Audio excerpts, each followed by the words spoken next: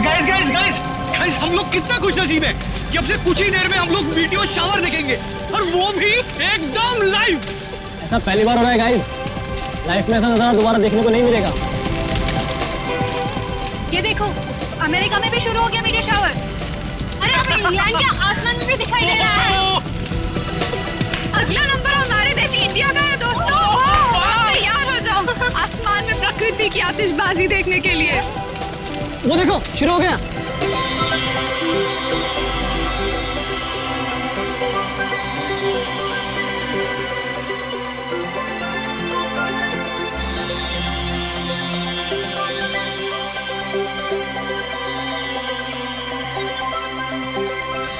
ये मेरी जिंदगी का सबसे खूबसूरत पल है। ऐसा नजारा तो मैंने पहले कभी नहीं देखा।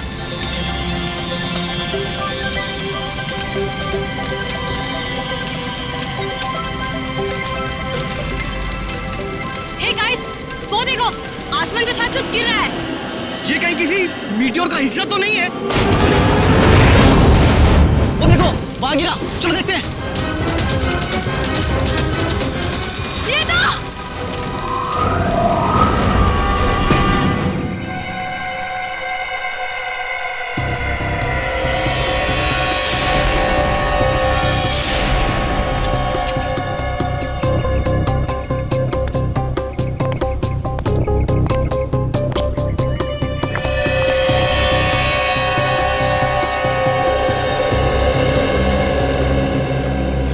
हालत तो बहुत खराब है, हड्डियां वगैरह चकनाचूर हो गई है। हाँ सर, लेकिन ऐसा तो तभी हो सकता है जब कोई काफी ऊंचाई से गिरा हो। लेकिन सर, यहाँ कोई बिल्डिंग तो है नहीं, चारों तरफ खुला मैदान ही है। लाश आसमान से गिरी है, वरना इसकी इतनी बुरी हालत नहीं होती।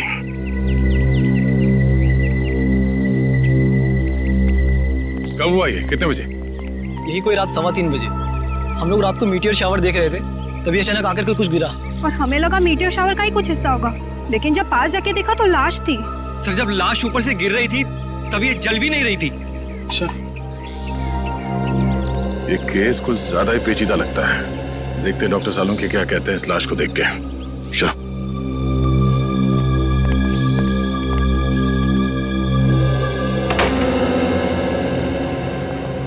अरे सालुंके साहब, कुछ पता चला? हाँ, फिलहाल तो इस आदमी की उम्र पता चली है, और वो भी डॉक्टर तारिका ने ही पता किया होगा।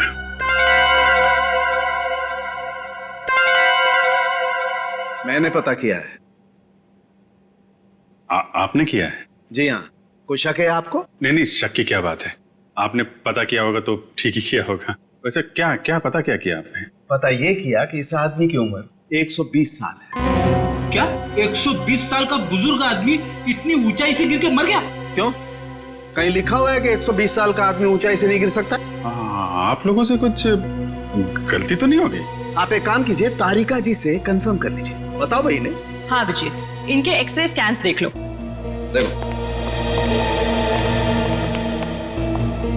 ये देखिए, इनकी हड्डियां काफी कमजोर हो चुकी थी, जैसे कि उम्र के साथ साथ होता है। और टिश्यूज को हुए नुकसान को देखकर हमने अंदाजा लगाया कि इनकी उम्र तकरीबन 120 साल के आसपास रही होगी। अच्छा, वैसे कितनी ऊंचाई से गिरे होंगे ये? फिलहाल ये बता पाना मुश्किल है। सर, हो सकता है इस आदमी को किसी हवाई जहाज से फेंका गया हो। सर, वो केस याद है ना आपको, जब एक लाश को हेलीकॉप्टर से फेंका गया था?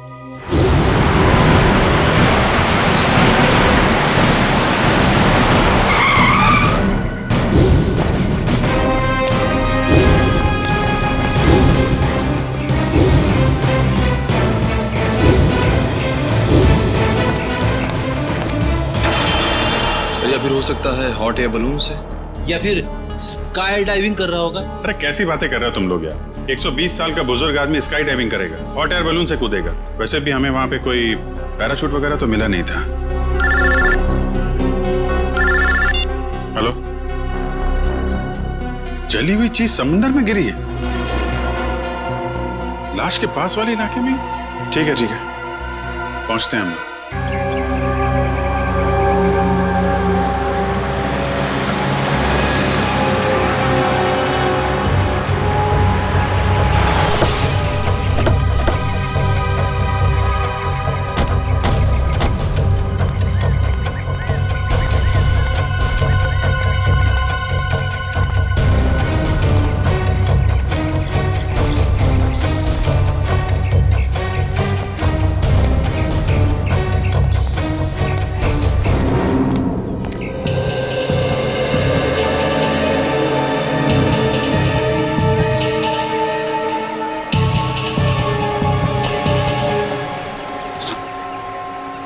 कुछ पता चला क्या गिरा था समंदर में? नहीं सर, समुद्र में क्या गिरा अब तक कुछ पता नहीं चला।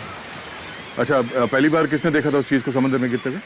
शंकर ने कह रहा था कि जब वो अनोखी चीज समुद्र में गिरी तो वो बॉम्ब की तरह फट गई और उसमें से चिंगारियां भी निकली। सर हो सकता है ये कोई बॉम्ब ही हो, शायद किसी ने ऊपर से फेंका। नहीं सचिन, कोई समुद्र में बॉम्ब क्यों गिराएगा? बात कुछ और ही है। हो ना हो इसका उस लाश के साथ जरूर कुछ संबंध है। ये शंकर कहाँ? सर वो रहा सर।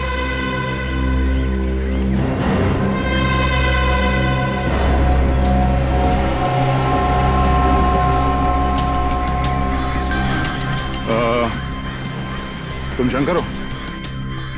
जी मैं शंकर। हम लोग सीआईडी से हैं। एग्जैक्टली हुआ क्या था? सर करीब रात के 3 बज रहे थे। मेरी बीवी जोर जोर से खर्राटे भर रही थी, इसलिए मुझे नींद नहीं आ रही थी। क्या आपकी वाइफ भी खर्राटे मारती है? रेडी, अब अपनी वाइफ की बातें शुरू मत कर देना। हाँ, क्या कह रहे थे आप? नींद ना आ पाने की वजह से मैं कुछ देर बाहर टहलने निकल आया। तभी अचानक मैंने देखा कोई बड़ी सी चीज जोर से छपाक करके समुद्र में गिरी। एक बहुत तेज रोशनी हुई, जैसे किसी ने आग का गोला दरिया में फेंक दिया। सर हो सकता है कि अंतरिक्ष से कोई उड़न तस्तरी गिरी होगी समुद्र में, और वो 120 साल का आदमी वो भी उड़न तस्तरी से ही गिरा होगा, फ्लाइंग सॉसर से। रेडी, मैंने तुमसे क्या कहा अभी? थोड़ी देर के लिए मौन व्रत रखो, समझे? सॉरी। जी कहिए। मैं समुद्र के नजदीक आया, ये जानने के आखिर हुआ क्या है। तभी दूर एक आदमी की परछाई दिखाई दी। आदमी की परछाई? तुमने उसका चेहरा देखा? नहीं साहब, अंधेरा बहुत था, सिर्फ परछाई दिखी। वो आदमी समुद्र से निकला और वहां उस तरफ चलकर जाने लगा। फिर क्या हुआ? मैं उस आदमी का पीछा करने लगा क्योंकि मुझे शक था, पर वो आदमी वहां सड़क पर चलकर एक कार में बैठ गया और चला गया। कार का नंबर देखा है तुमने? नहीं साहब, नंबर तो नहीं देखा, लेकिन हाँ वो सिल्वर कलर की बैक्स्टर गाड़ी थी। उसने गाड़ी चाबी से खोली या? नहीं साहब, वो कार उसकी नहीं थी, क्योंकि उसने बहुत तिगड़म करके कार का दरवाजा खोला था। सर फिर तो कार चोरी की होगी। Thank you. अब ये पता करना पड़ेगा कि शहर में कितनी सिल्वर रंग की बैक्स्टर कार है जो चोरी हुई है और उनके नंबर्स क्या क्या हैं। सर स्पेक्ट्रोमीटर टेस्ट की रिपोर्ट आ गई है। देखिए मुझे लाश के कपड़ों में से क्या मिला है। क्या मिला है?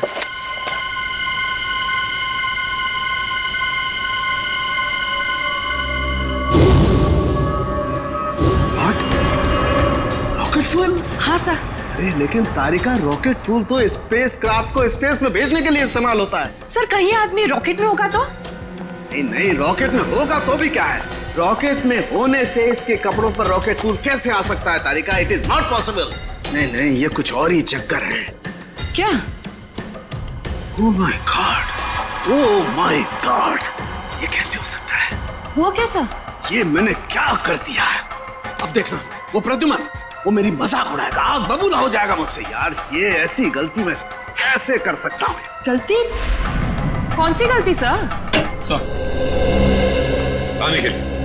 उस समुद्र में जो खास चीज गिरी थी उसके बारे में क्या पता चला? सर अब तक तो कुछ पता नहीं चला है सर, लेकिन गोताखोर लगे हुए हैं। सर समुद्र का वो हिस्सा काफी गहरा और खतरनाक है, इसलिए गोताखोरों को काफी दिक्कतों का सामना करना पड़ रहा है।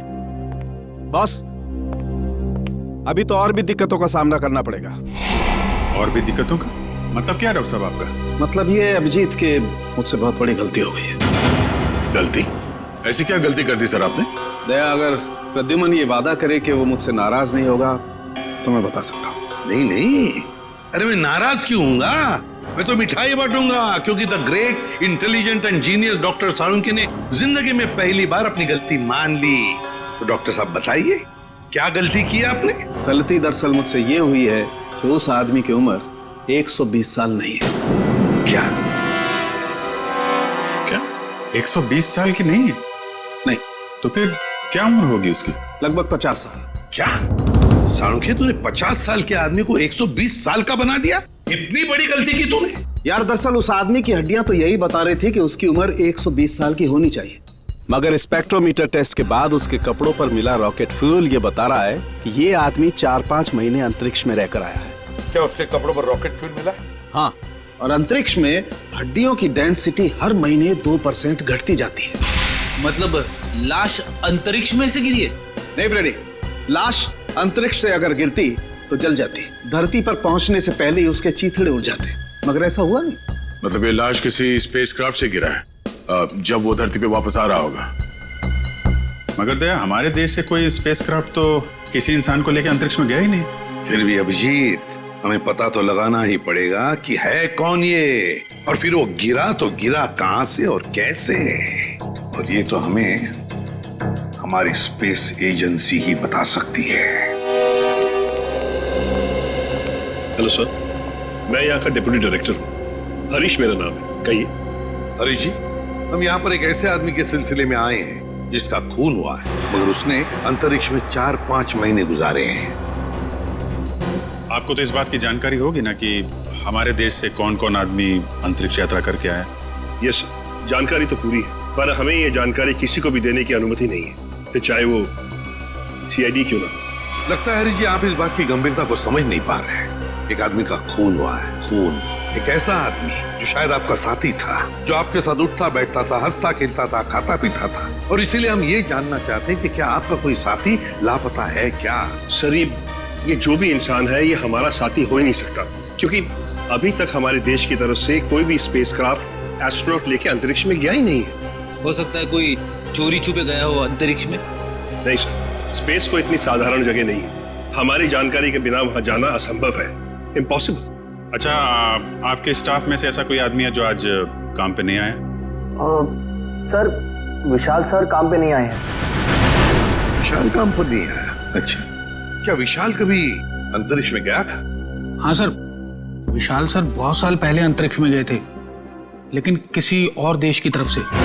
एक्चुअली सर, वो हमारे यहाँ का हेड इंजीनियर है। यहाँ के हर प्रोजेक्ट की शुरुआत उसी की देखरेख में होती है। 3 साल पहले 5 महीने के लिए वो अंतरिक्ष में गया था, जॉइंट नेशन स्पेस प्रोग्राम के तहत। अच्छा, गया था। अभिजीत, सालुंखे ने भी तो यही कहा कि वो इंसान 4-5 महीने के लिए अंतरिक्ष में था। हाँ सर, विशाल सर हमें अंतरिक्ष में जाने की ट्रेनिंग दे रहे थे। और क्या विशाल का कद 5 फुट 7 इंच था? जी। फिर तो सर, जिसकी लाश मिली है शायद वो विशाल ही है। मुझे तो यकीन ही नहीं हो रहा। नहीं हरीश जी, देखिए, जब तक डीएनए मैच नहीं होता हम यकीन से नहीं कह सकते कि वो लाश विशाल की ही है, लेकिन हमें विशाल के सारे मेडिकल डिटेल्स चाहिए और विशाल के घर का पता भी। जी।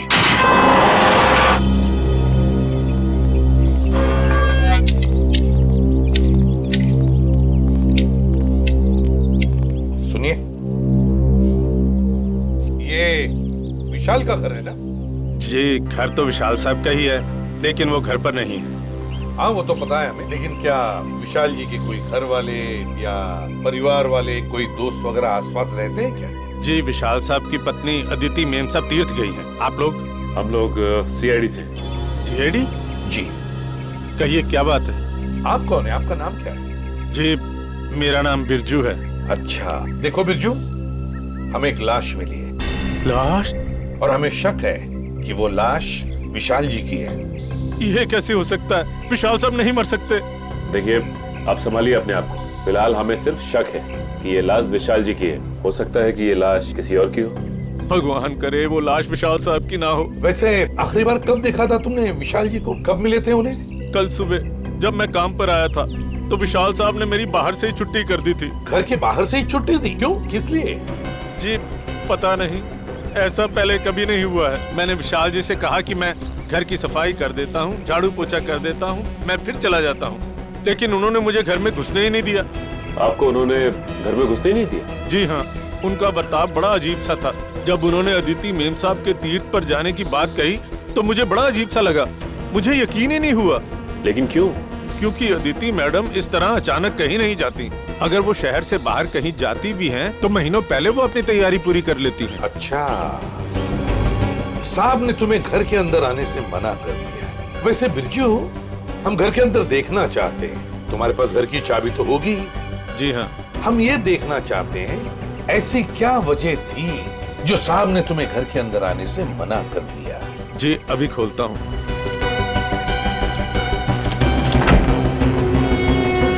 आइए साहब।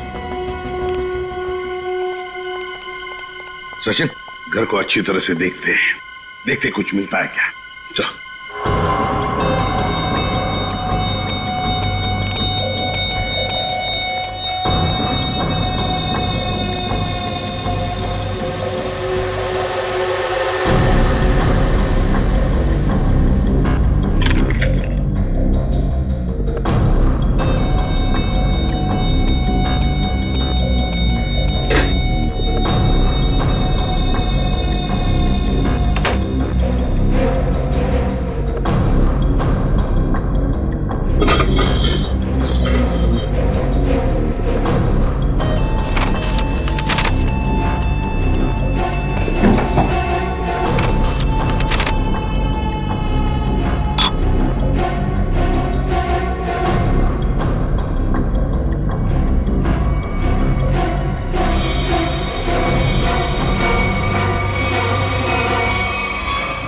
कागज के टुकड़े पर कुछ हल्का हल्का सा लिखा हुआ है।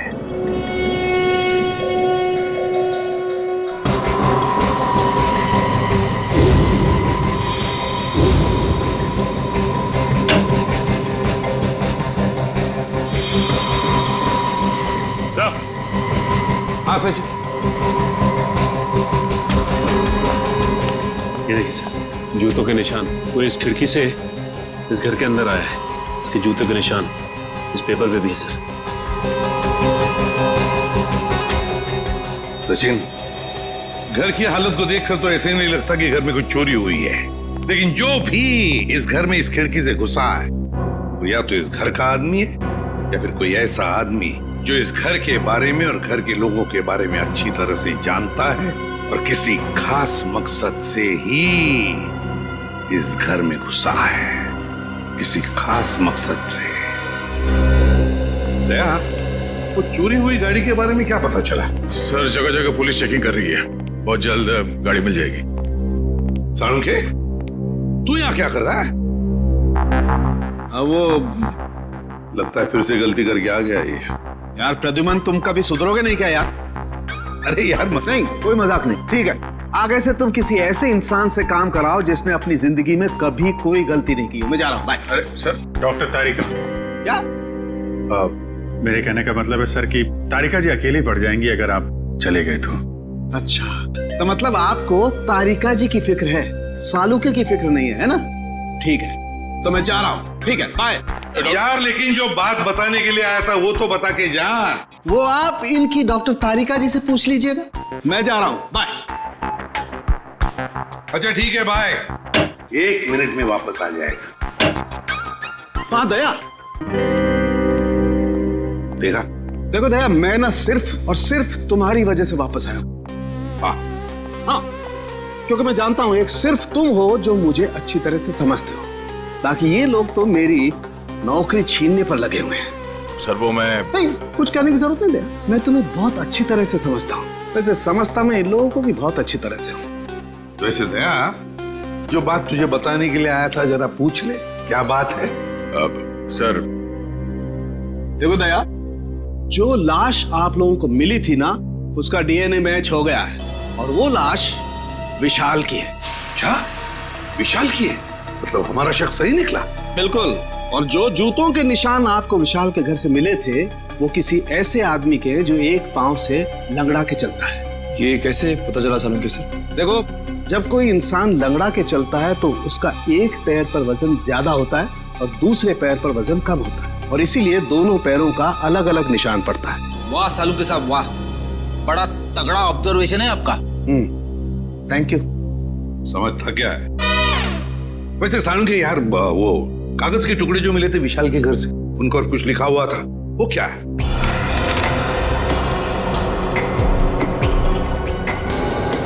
वो ये था, अगर तुमने जुबान खोली तो जान से जाओगे।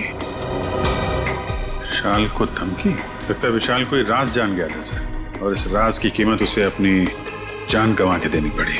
सर खूनी जरूर इस स्पेस एजेंसी का ही कोई होगा सर, या फिर आसपास का कोई होगा, वरना स्पेसक्राफ्ट या हवाई जहाज से उसे नीचे फेंकना मुश्किल है सर। बिल्कुल वैसे ही हुआ होगा। बॉस, अभी सालुके के सुरागों की पोटली खाली नहीं हुई है। और भी कुछ बाकी है क्या? हाँ, एक ऐसी चीज जो आपको खूनी के एकदम नजदीक तक ले जाएगी। तो बताइए ना डॉक्टर साहब। देखो दया, इन लेटर्स को गौर से देखो। इस आदमी ने ये लेटर्स कैपिटल में लिखे हैं ताकि अपनी हैंडराइटिंग को छुपा सके, लेकिन इनको जरा गौर से देखो, ये लेटर्स कहीं कहीं पर हिले हुए हैं, कमजोर है। मुझे लगता है इस आदमी का हाथ कांपता था जब ये लिखता था। कमाल है सर, धमकी भरा खत लिखता है और लिखते वक्त हाथ भी कांपता है। डर की वजह से? बिल्कुल सही फ्रेडी, डर की वजह से ही। दरअसल इसके हाथ में कोई तकलीफ थी, न्यूरोटिक तकलीफ। जब ये डरता था, इस आदमी का हाथ कांपता था। जब इसने ये नोट लिखा, ये डरा हुआ था, इसीलिए इसका हाथ कांप रहा था, और ये अक्षर इस तरीके से बने। हाथ में तकलीफ? विशाल सर बहुत साल पहले अंतरिक्ष में गए थे, लेकिन किसी और देश की तरफ से। सर वो घटोत्कच, विशाल का असिस्टेंट। विशाल कुछ लोगों को ट्रेनिंग दे रहा था अंतरिक्ष में जाने के लिए, ये घटोत्कच भी उनमें से एक था। मगर अभिजीत, अंतरिक्ष में जाने के लिए वो आदमी मानसिक तौर पर और शारीरिक तौर पर बिल्कुल फिट होना चाहिए, हट्टा कट्टा होना चाहिए। इस घटोत्कच को क्यों सिलेक्ट किया गया? उसके तो हाथ में तकलीफ है। और घटोत्कच के इस कमजोरी के बारे में विशाल को पता चला, इसलिए शायद घटोत्कच ने विशाल को अपना मुंह बंद रखने के लिए उसे जान से मारने की धमकी दी होगी। ये हो सकता है। रजत, क्या? देखो, सभी पुलिस स्टेशन में खबर कर दो, उसकी फोटो भिजवाओ, सब जगह नाकाबंदी करवा दो। ओके? क्या हुआ? सर, ये विशाल की पत्नी अदिति, ये किसी तीर्थ यात्रा पे नहीं गई है। उसने किसी भी बस, ट्रेन या फ्लाइट की टिकट बुक नहीं करवाई। वो गायब है। अदिति गायब है? गायब है अदिति? तो फिर ये गई कहां? और फिर विशाल को मारा किसने और क्यों मारा?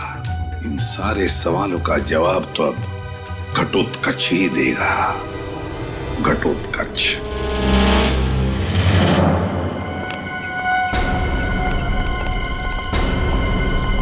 शरीरा घटोत्कच का घर सर।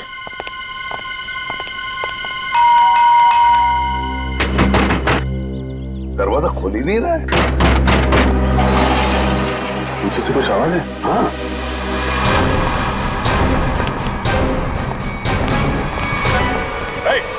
पकड़ो उसे।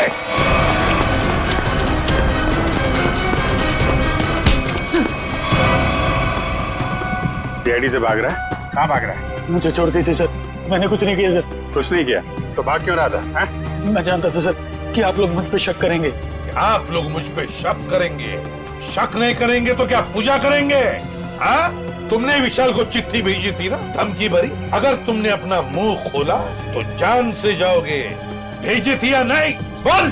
हाँ सर, वो खत मैंने लिखा था सर, लेकिन वो मेरी भूल थी जो मैंने गुस्से में की थी सर। मैंने विशाल सर को नहीं मारा था। ऐसी कहानी हम लोग बहुत सुन चुके हैं, समझे? मैं सच कर रहा हूँ सर, मैं तो 3 दिन पहले विशाल जी के घर पे गया था उनसे माफी मांगने के लिए। तुम यहाँ पर क्यों आए हो? देखिए विशाल जी, मैं आपसे अपनी उस चिट्ठी के लिए माफी मांगने के लिए आया। उस वक्त मैं शराब के नशे में था और शराब के नशे में ही अक्सर सच्ची बात जुबान पर आ ही जाती है। देखिए आप ऐसा मत कहिए, आप न सिर्फ मेरे दोस्त हैं बल्कि मेरे मार्गदर्शक भी हैं। अगर आपने मुझे माफ ना किया तो मैं अपनी नजरों में गिर जाऊंगा। ठीक है, मैंने तुम्हें माफ किया। देखिए आप कुछ परेशान नजर आ रहे हैं। परेशान? नहीं, मुझे काहे की परेशानी है?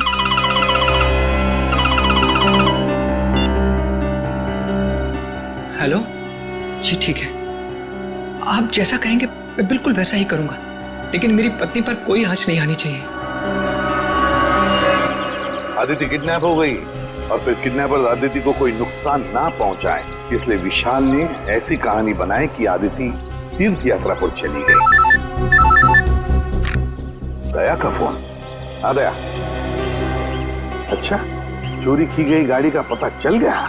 एक्सीलेंट।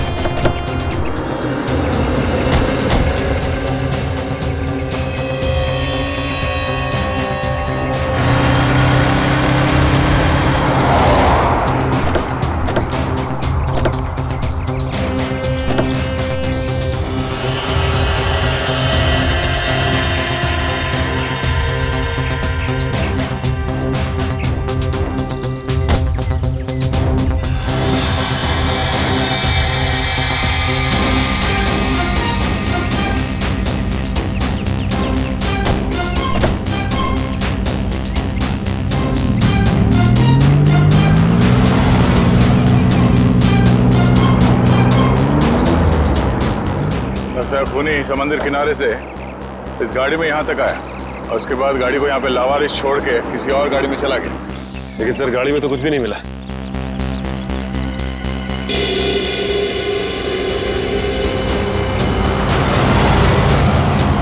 ये देखो, सीसीटीवी कैमरा लगा हुआ है इस ट्रैफिक पोस्ट पे। जरूर उस खूनी का चेहरा इस कैमरे का कैद हो गया होगा। इसके लिए काम करो, आरटीओ को कांटेक्ट करो और इस कैमरे की फुटेज ले लो। सर, हेलो, क्या अदिति मिल गई? कौन सा हॉस्पिटल में है? हेलो सर, मैं इंस्पेक्टर प्रशांत। हाँ, मैंने ही आपको फोन किया। अच्छा, अदिति की तबीयत कैसी है? सर, उन्हें गोली लगी थी। गोली लगी थी? जी हाँ, उनका ऑपरेशन हुआ है, अब वो खतरे से बाहर है। लेकिन ये आदिति मिली कहाँ तुम लोगों को? सर हम लोग पेट्रोल पे थे। Hello control room. Yes sir, यहाँ सब कुछ ठीक है सर, ओवर। अरे राघव, वो देखो किसी औरत को जबरदस्ती ले जाया जा रहा है। कहीं अदिति तो नहीं जिसकी फोटो सीआईडी ने भेजी थी हर जगह ढूंढने के लिए? हो सकता है। चलो देखते हैं। पीछा करो उसका। चलो जल्दी। एक काम करो, सारे में बंदी रखो ताकि उन्हें पता नहीं चले कि हम लोग उनका पीछा कर रहे हैं। वो रहे।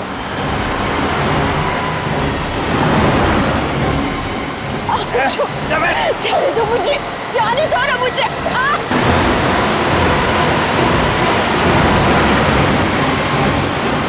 कैसे भी पकड़ना है उन लोगों को, पीछा करो जल्दी। देखो, देख लो।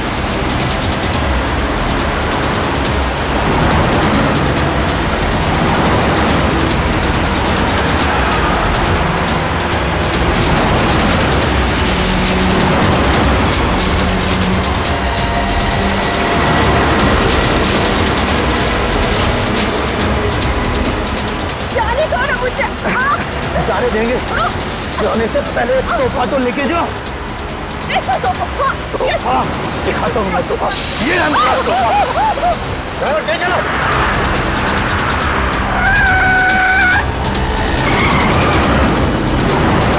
और तेज ड्राइवर।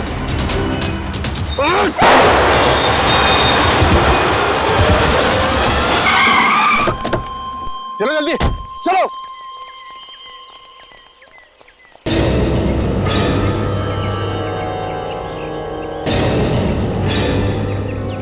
ओह नो, ये तो आदिति ही है। इसे तो गोली लगी है।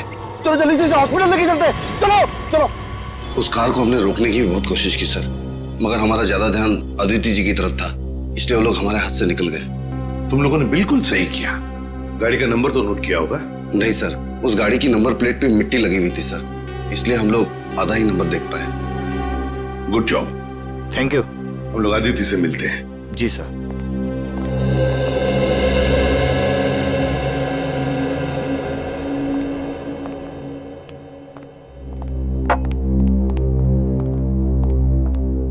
अदिति, अब कैसी हो? ठीक हूँ। आप कौन? मैं एसीपी प्रद्युमन, सीआईडी से। सीआईडी से? मेरे पति कहाँ हैं? बहुत जल्दी आ जाएंगे। बस एक बात बताओ, ये सब कैसे हुआ तुम्हारे साथ? 2 दिन पहले जब मैं सब्जी मंडी से घर लौट रही थी, कुछ लोग मुझे अपने गाड़ी में डालकर साथ ले गए। उनमें से किसी का चेहरा देखा आपने? नहीं, उन्होंने अपने चेहरे पर मास्क डाल रखा था। ओह, मास्क पहन रखा था। वैसे कहाँ लेकर गए वो तुम्हें, कुछ बता सकती हो?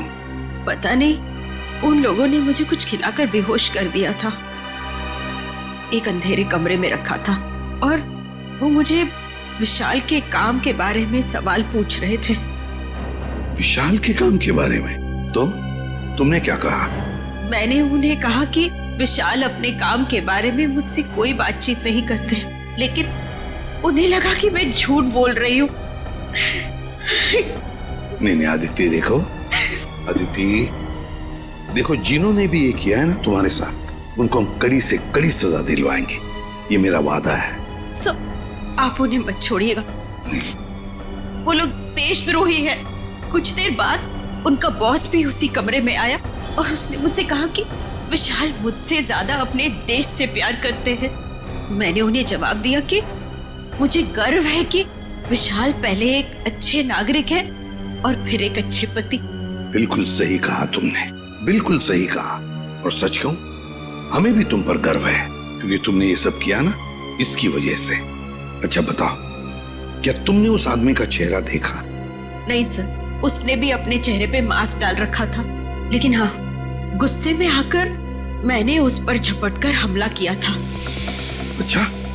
उसकी गर्दन पर खरोच आ गई थी। उस आदमी के गर्दन पर खरोच आई थी? तो फिर सचिन, जरूर आदिति की नाखून में उस आदमी की चमड़ी के अंश होंगे। उस आदमी के चमड़ी के अंश होंगे। हाँ निखिल, ट्रैफिक सिग्नल का फुटेज रेडी है? हाँ सर, रेडी है। चलो देखते हैं।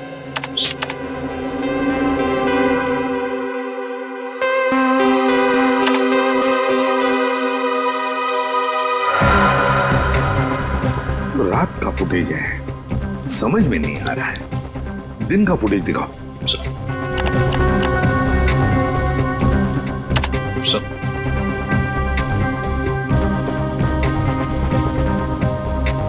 कोई आदमी गाड़ी की तरफ चलते हुए आ रहा है।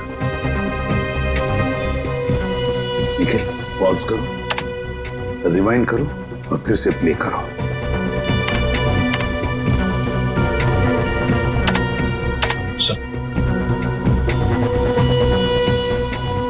और जो जूतों के निशान आपको विशाल के घर से मिले थे वो किसी ऐसे आदमी के हैं जो एक पांव से लंगड़ा के चलता है। बाएं पैर से लंगड़ा भी रहा है। कहीं ये हमारा खूनी तो नहीं? सर मगर ये आदमी है कौन? इसका चेहरा तो दिख ही नहीं रहा है। पता चल जाएगा फ्रेडी, ये है कौन ये पता चल जाएगा। लाल जूते जो पहने हैं। निखिल, रिवाइंड करो, जूम करो जूतों पर।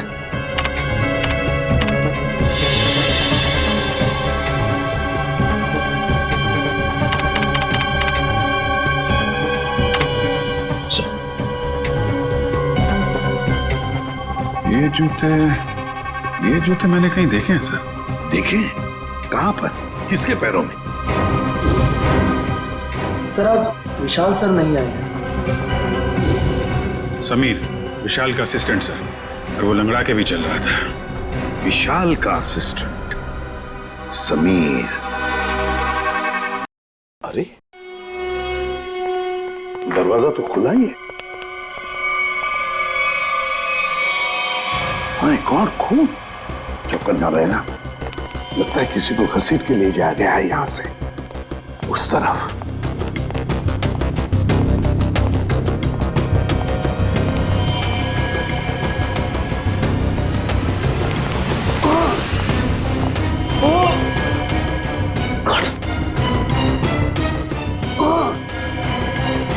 सर ये तो समीर है। समीर? जल्दी से एम्बुलेंस बुला। समीर, घबराओ मत, देखो हम लोग सीआईडी से। हेलो, कुछ नहीं होगा, एम्बुलेंस बुलाई है हमने। क्या क्या कह रहे हो? क्या बताओ बताओ। Sameer, Sameer. Okay, thank you sir. Ambulance आ रही है सर। समीर तो मर गया। माय गॉड सर, हम तो सोच रहे थे कि ये समीर ही गुनहगार है, लेकिन यहाँ तो समीर का ही किसी ने खून कर दिया। वही तो,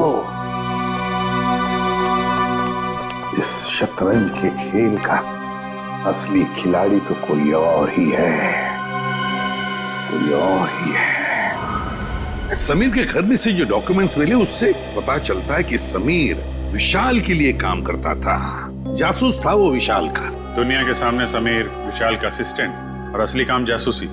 एग्जैक्टली। पर जब विशाल को पता चला कि स्पेस एजेंसी में कोई गद्दार है जो वहां की खुफिया इंफॉर्मेशन बाहर भेज रहा है, तो बस उसका पर्दाफाश करने के लिए उसने समीर को रख लिया काम पर, जासूस बनाकर। और इसीलिए समीर ने भी हमें कुछ नहीं बताया, क्योंकि विशाल ने उसे ऐसा करने से मना कर दिया था। हाँ, दया जब विशाल का खून हुआ तब शायद समीर तहकीकात करने के लिए विशाल के घर गया। पर जैसे ही खूनी को लगा कि समीर उस तक पहुंचने वाला है, उसने समीर का भी खून कर दिया। बॉस, आसानों के अदिति के नाखूनों में चमड़ी के अंश मिले? हाँ मिले ना, उसके नाखूनों में चमड़ी के अंश मिले। तो जब मैं आप लोगों को बताऊंगा कि उस चमड़ी का डीएनए किसका था, आप लोग दंग रह जाएंगे। डॉक्टर साहब, रियलिटी शो के विनर का नाम अनाउंस करने जैसा सस्पेंस मत बढ़ाइए, नाम बताइए ना प्लीज। बॉस, उस आदमी का नाम है deputy director Harish. Hello sir, मैं यहाँ का डिप्टी डायरेक्टर हरीश मेरा नाम है। क्या? Deputy director Harish? तभी तो समीर मरते वक्त हाँ हाँ हाँ ऐसे कर रहा था। क्या क्या कह रहे? समीर कहना चाहता था हरीश, वो हरीश का नाम लेना चाहता था। Deputy director Harish, space agency का deputy director Harish. Excuse me sir, आप लोग यहाँ? जरा हरीश जी को बुलाइए। कहाँ है वो? सर वो तो कुछ ही घंटे पहले चले गए। चले गए? कहाँ गए, कुछ पता है आपको? नहीं सर, वो बड़ी जल्दी में थे, इसलिए बिना कुछ बताए निकल गए। कोई बात नहीं, हम पता लगा लेंगे। उनके गाड़ी का नंबर दीजिए। जी। हेलो, हाँ बोल रहा हूँ। कहाँ पे? एमआई इलाके में? ठीक है, ओके सर। हरीश की गाड़ी एमआई इलाके में देखी गई है सर। एमआई इलाके में? हाँ सर। शेयर जरा नक्शे में चेक करो, एमआई इलाके में हरीश कहाँ जा सकता है? सर एमआई इलाके के आगे तो बॉर्डर है, हमारे राज्य की सीमा, और ये बॉर्डर एमआई इलाके से 15 किलोमीटर दूर है। तो ये उड़ान भर के हरीश अपना घोंसला कहीं और बनाना चाहता है? और सर उड़ान भरने के लिए पास में ही एक रनवे और एयरफील्ड भी है। फिर तो सर ये शहर से नहीं, देश से बाहर निकलने का प्लान बना रहा होगा। तो चलो इसके प्लान का आज क्लाइमैक्स कर देते हैं।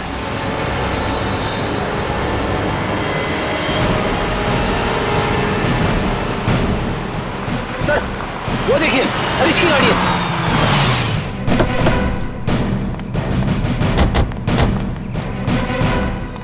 सर गाड़ी तो खाली है सर, तो लगता है भाग गया है हरीश। लगता है वो एयरफील्ड की तरफ गया है। चलो लेट्स गो।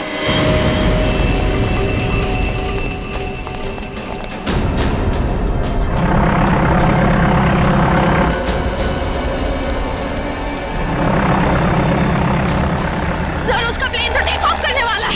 सर अगर ये विदेश चला गया तो इसे पकड़ना और भी मुश्किल हो जाएगा। कहीं नहीं पहुंचेगा ये। Oh no.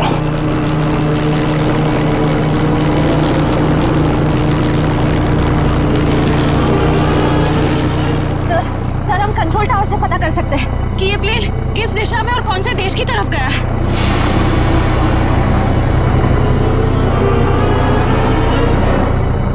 पता तो कर सकते हैं श्रेया, मगर क्या सर?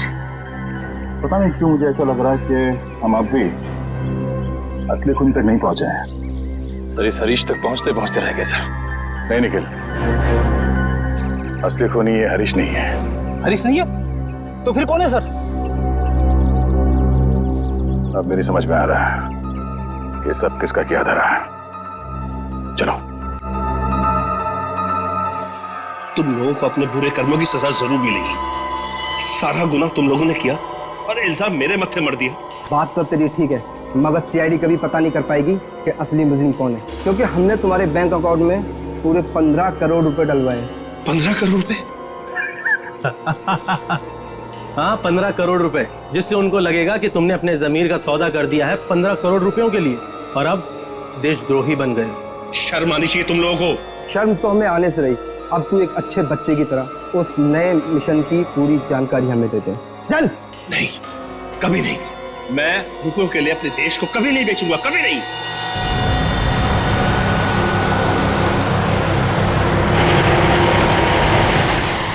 देख, मैं तुझे आखिरी बार बोलता हूँ, बता दे, जिंदा छोड़ दूंगा तुझे, वरना तुम्हारे मरने के बाद वो जानकारी तो हम हथियार ही लेंगे। एक गद्दार की जिंदगी जीने से एक देशभक्त की मौत मरना मुझे ज्यादा गंवा रहा है, समझे तुम लोग? हाँ, मगर अफसोस, कानून और देशवासियों की नजरों में तू हमेशा एक गद्दारी कहलाएगा। नहीं रहेगा। कोई अपनी जगह से नहीं लेगा।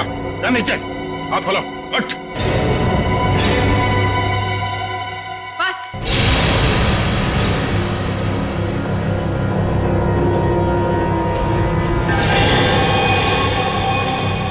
बहुत हो चुका ये नाच गाना, अब काम की बात करें। हाँ, काम की बात भी हो जाएगी। अदिति, तुम लोग मुझे देखकर चौंके नहीं?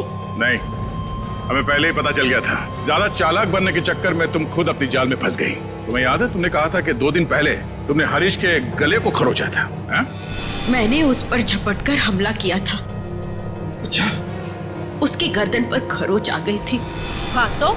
मगर जब हम हरीश से मिलने स्पेस एजेंसी गए थे, तब उसके गले पे खरोच का ऐसा कोई भी निशान नहीं था। नहीं सर, स्पेस को इतनी साधारण जगह नहीं है। हमारी जानकारी के बिना वहां जाना असंभव है। और हमसे मिलने के बाद हरीश के गले पे खरोच का निशान बनाया गया ताकि तुम हमें गुमराह कर सको। सर इन लोगों को बिल्कुल मत छोड़ना। इन लोगों के पास देश की एक ऐसी खुफिया जानकारी है जो ये अरबों रुपए में दुश्मन को बेचना चाहते हैं। अपनी जेब भरने के लिए देश की सुरक्षा का सौदा करने चली थी तुम। अब चलो, मायके चलने की तैयारी करो। तुम लोग ऐसे नहीं मानोगे। सीआईडी के ऊपर गोली चलाने की कोशिश कर रही हो? ये रहा उसका इनाम। बोलो, क्यों किया तुमने ये सब? मैं दुश्मन देश की जासूस हूँ।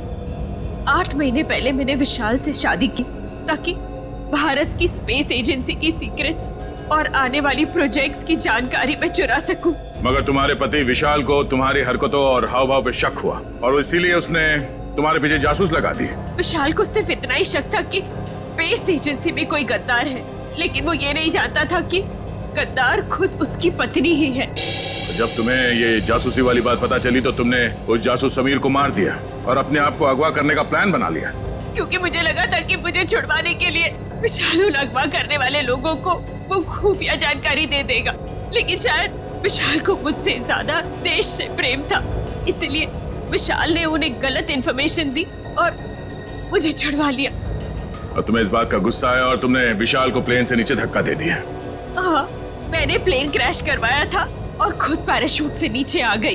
और फिर तुमने मुझे फंसाने का प्लान बनाया? क्योंकि मैं चाहती थी कि विशाल के खून का और इस सारी गद्दारी का इल्जाम तुम्हारे सर पर आ जाए। मगर तुमने कभी ये नहीं सोचा कि सीआईडी कभी ना कभी सच का पता लगा ही लेगी। तुम इस देश को बर्बाद करना चाहती थी, अब इस देश की खातिरदारी भी देख लो। फांसी के लिए तैयार हो जाओ तुम।